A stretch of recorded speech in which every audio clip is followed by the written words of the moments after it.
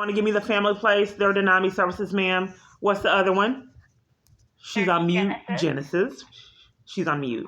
So the family places, since my abuser's controlling them, they refer me to problematic places. It's network for abuse. She's muted. Genesis, ma'am, won't help. They denied services. Salvation Army. Okay, so Salvation Army. Mosaic denied services. Salvation Army.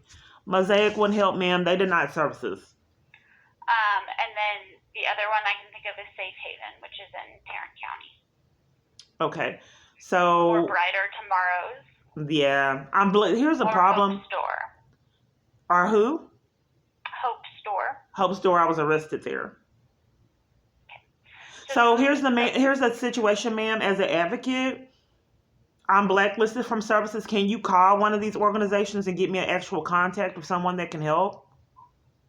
Honestly, they wouldn't listen to me. It doesn't matter, ma'am. If you're an advocate, that's how people have been getting away with crimes. Ma'am, you're an advocate, ma'am. I don't know. I'm not going to get any assistance if my advocates keep covering for the crimes enforcing them.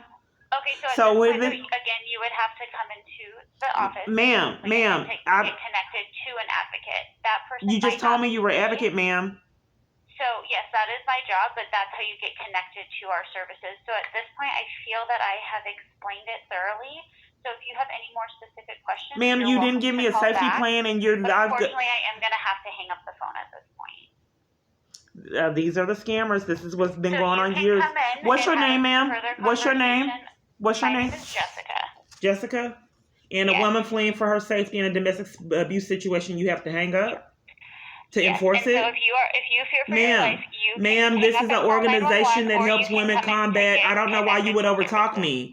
And I told you I fear my safety. That's abuse. That's emotionally abusive to repetitively experience this. So, ma'am, at this point, again, I've explained what we can do and how to get connected. You won't let me communicate with you what's going on.